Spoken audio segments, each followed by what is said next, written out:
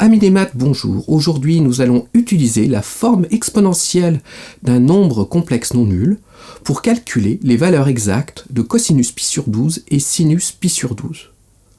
Regardez l'énoncé de l'exercice, appuyez éventuellement sur pause pour prendre votre temps, puis redémarrez pour consulter la solution sur le chemin des mathématiques.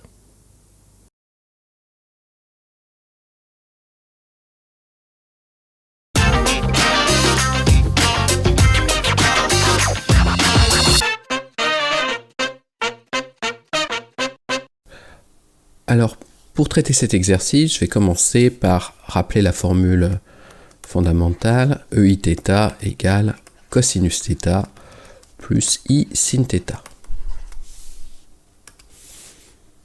Question numéro 1. EI pi sur 3, selon cette formule, va me donner cosinus de pi sur 3 plus I sinus de pi sur 3.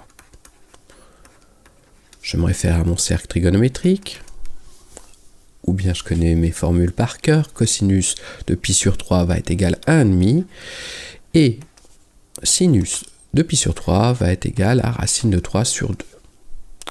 De la même façon, E de moins I pi sur 4 va être égal à cosinus de moins pi sur 4 plus I sinus de moins pi sur 4. Cosinus de moins pi sur 4 est égal à racine de 2 sur 2, et sinus de moins pi sur 4, qui sera égal à moins sinus de pi sur 4, va être égal à moins racine de 2 sur 2.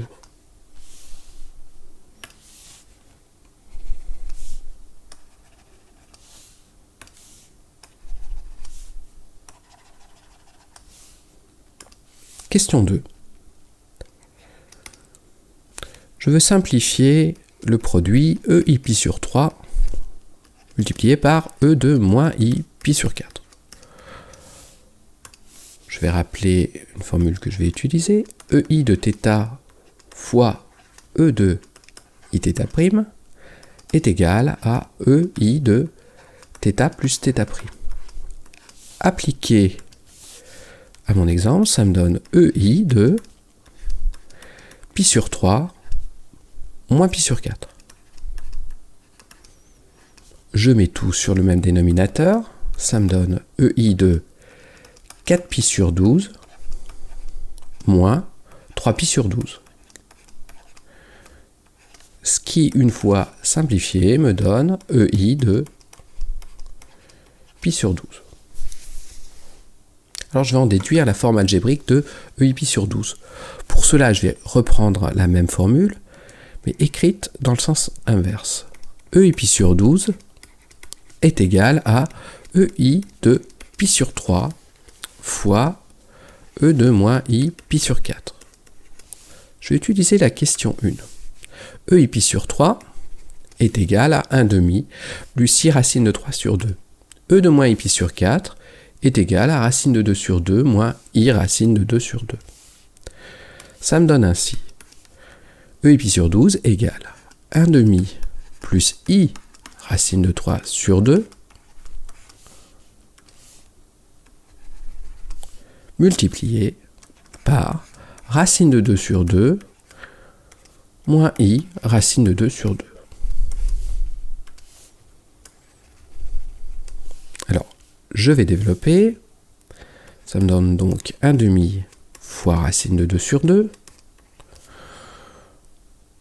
plus I racine de 3 sur 2 fois racine de 2 sur 2, moins I racine de 2 sur 2 fois 1,5, moins I racine de 2 sur 2 fois I racine de 3 sur 2. Ce qui va me dire que EI pi sur 12, quand je simplifie, est égal à, alors, 1,5 fois racine de 2 sur 2, ce terme-ci, va être égal à racine de 2 sur 4,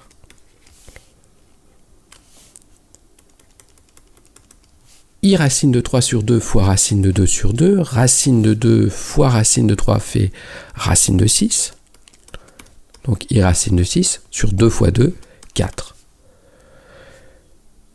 Moins i racine de 2 fois 1, c'est-à-dire racine de 2, sur 2 fois 2, 4. Moins i au carré, racine de 2 fois racine de 3 égale racine de 6 divisé par 4. Sachant que i carré vaut moins 1, cette écriture me donne donc racine de 2 sur 4 plus i racine de 6 sur 4 moins i racine de 2 sur 4 moins i carré me donne plus racine de 6 sur 4. Si je mets en évidence ma partie réelle et ma partie imaginaire, j'obtiens au niveau de la partie réelle racine de 2 sur 4 plus racine de 6 sur 4, soit racine de 2 plus racine de 6 sur 4, plus i, facteur 2. Pour ma partie imaginaire, j'obtiens racine de 6 sur 4 moins racine de 2 sur 4, soit racine de 6 moins racine de 2 sur 4. Alors, pour la question 3, nous allons utiliser le fait que EI pi sur 12 est égal à cosinus de pi sur 12 plus i sinus de pi sur 12. Si nous interprétons cette égalité, nous en déduisons que cosinus pi sur 12 est en fait la partie réelle de exponentielle i pi sur 12 et sinus de pi sur 12 est égal à la partie imaginaire d'exponentielle i pi sur 12.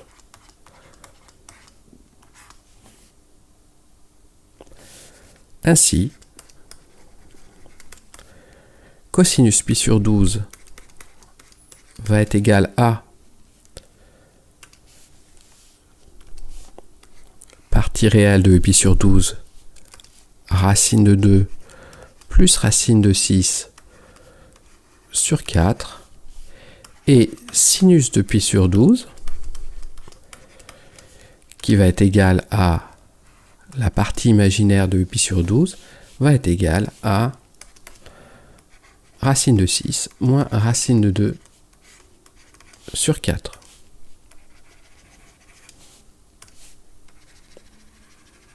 Ce qui conclut notre exercice.